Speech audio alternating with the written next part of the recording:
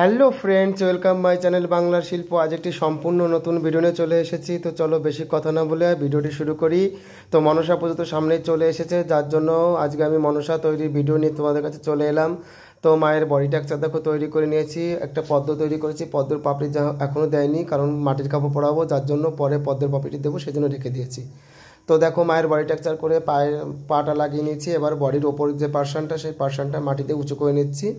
যেহেতু ওপরের পার্সনটা উঁচু হবে এবং নিচের কোমর যেখানে জায়গাটা, সেই জায়গাটা কিন্তু চিকন হবে, যার জন্য দেখো ওপর দিকটা দুপাশটায় মাটি ফুলিয়ে নিচ্ছি। দেখো তোমরা অবশ্যই দেখে বুঝতে পারছো, যারা এই কাজটি করো তারা কিন্তু অবশ্যই বুঝতে পারছো কীভাবে কী করতে হবে। কিন্তু যারা নতুন শিখছো তাদের অবশ্যই ভিডিওটি স্কিপ না করে সম্পূর্ণ ভিডিওটি দেখা উচিত, কারণ কীভাবে কখন কোথা থেকে কী করতে হয় সেটা আমি এই ভিডিওর মাধ্যমে সম্পূর্ণ তোমাদের বলে দেবো। আর আজকে যারা নতুন এসেছো আমার চ্যানেলে, তাদের কাছে অবশ্যই রিকোয়েস্ট থাকলো তোমরা আমার চ্যানেলটিকে সাবস্ক্রাইব করে দাও, এবং আমার ভিডিও যদি দেখে তোমাদের ভালো লাগে তাহলে অবশ্যই লাইক কমেন্ট শেয়ার করে দেবে। তোমরা যত শেয়ার করবে কমেন্ট করবে তত আমার ভিডিও করার যে আগ্রহটা সেটা বেড়ে যায়। তোমাদের ভালোবাসা না পেলে আজকে আমি এত দূর এগোতে পারতাম না, আমার পরিবার এতটা সাবস্ক্রাইবার হতো না। তো দেখো আমি মায়ের পায়ের যে থোড়া, সেই থোড়াটি আমি করে নিচ্ছি। তো দেখো মায়ের পায়ের থোড়া যখন করতে হবে তখন সবসময় খেয়াল রাখতে হবে মায়ের কোমর থেকে হাঁটু পর্যন্ত থোড়া কোমর থেকে মোটা হতে হতে হাঁটুর দিকে একটু সরু হতে হতে আসবে। অর্থাৎ কোমরের ওইখানটা মোটা হবে এবং হাঁটুর ওইখানটা যতটা মোটা ছিল কোমরের ওখানে তত থেকে চিকন হবে। এবার দেখো মায়ের বডিটা আমি তৈরি করে নিচ্ছি। বডিটা তৈরি করে নিয়ে জল দিয়ে আর কি প্লেন করে নিচ্ছি, অর্থাৎ লেবেল করে নিচ্ছি। কারণ লেবেল না করলে তো কাজটা দেখতে সুন্দর লাগবে না, যার জন্য আমি লেবেল করে নিচ্ছি। সুন্দর করে দেখো বারবার করে এক একটা জায়গা যেখানে উঁচু নিচু আছে সেখানটা প্রত্যেকটা জায়গায় সমান করে নিচ্ছে। তোমরা দেখলে হয়তো বুঝতে পারবে, দেখো কত সুন্দর প্লেন হয়েছে। এবার মায়ের বুকটা আমি তৈরি করছি। তো মায়ের প্রথমে আমি বাঁ দিকের বুকটা তৈরি করছি। দেখো তোমরা বুক যখন তৈরি করবে মায়ের, তখন অবশ্যই খেয়াল রাখবে যে দুটো বুকই যেন সমান হয়, ছোট বড় যেন না হয়। আমাকে একটা দাদাভাই কমেন্টের মধ্যে জিজ্ঞাসা করেছিল আমি কী মাটি দিয়ে কাজ করি। তো দাদাভাইটিকে বলছি, দাদাভাই আমি দোআঁশ মাটি দিয়ে কাজ করি, বেলে মাটির কাজ তো এটা হবে না, এবং এঁটেল মাটির কাজও হবে না, কারণ এঁটেল মাটিতে কাজটা ফিনিশিং ভালো হবে না এবং ফেটে যাবে। যার জন্য আমি দোআঁশ মাটি দিয়েই কাজটা করি এবং খুবই সুন্দর হয় বা প্লেন হয় বা ফিনিশিংটাও সুন্দর আসে, দারুণ আসে ফিনিশিংটা। তো দেখো মায়ের বুকটা আমি তৈরি করে নিচ্ছি। বুকটা তৈরি করে নিয়ে এবার জল দিয়ে আমি প্লেন করে নিচ্ছি। কিন্তু আমাদের এখানে কারেন্ট চলে গেছিলো এবং বৃষ্টির জন্য আমি মাটির কাপড় যেটা তৈরি করেছি সেটা ভিডিওটা আমি করতে পারিনি, যার জন্য দুঃখিত, সবাইকে সরি।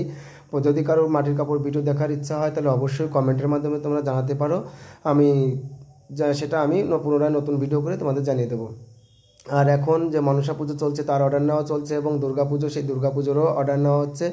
তো যদি দুর্গা মূর্তি বা মনসা মূর্তি বা যে কোনো মূর্তি যদি কারো প্রয়োজন হয় তাহলে অবশ্যই আমার সঙ্গে কন্ট্যাক্ট করতে পারো। ডেসক্রিপশান বক্সে আমার নাম্বার দেওয়া আছে, সেখান থেকে তোমরা হোয়াটসঅ্যাপ করতে পারো বা SMS করতে পারো, কল করতে পারো, যেটা তোমাদের খুশি।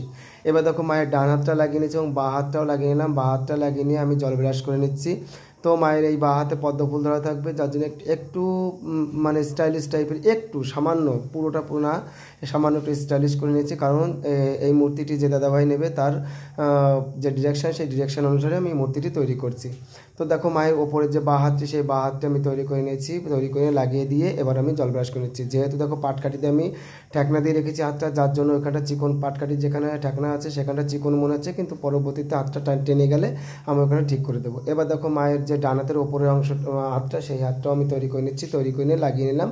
লাগিয়ে নেওয়ার পর এবার দেখো জল ব্রাশ করে নিচ্ছি। এই হাতটাতে সাপ থাকবে, ওপরে দুটো হাতে সাপ থাকবে, বাঁ হাতে পদ্ম থাকবে এবং ডান হাতে অভয় মুদ্রা, অর্থাৎ বর মুদ্রা বা আশীর্বাদী মুদ্রা, যেটাই তোমরা বলো সেটাই থাকবে। তো দেখো এবার মায়ের মুখটা লাগাবো, যার জন্য আমি গলাটা তৈরি করছি। এবার গলা যখন তোমরা তৈরি করবে ততক্ষণ অবশ্যই তোমরা খেয়াল রাখবে যে ওপরের দিকটা চিকন হবে এবং নিচের দিক, মাঝের দিকটা চিকন হবে এবং ওপর দিকটা এবং নিচের দিকটা একটু মোটা হবে। তো দেখো মাথাটা আমি লাগিয়ে নিচ্ছি। লাগিয়ে নেওয়ার পর এবার আমি জল ব্রাশ করে নিচ্ছি প্রত্যেকটা জায়গা। মাটির কাপড়টা সম্পূর্ণ ক্লিন করা হয়নি, কালকে করবো এটা, যার জন্য সেই ভিডিওটা তোমাদের করে দেখাবো, এবং মাটির গয়না করবো সেটাও তোমাদের দেখাবো।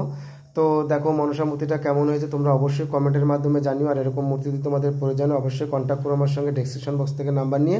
আজকে এখানে রাখছি, ততক্ষণ তোমরা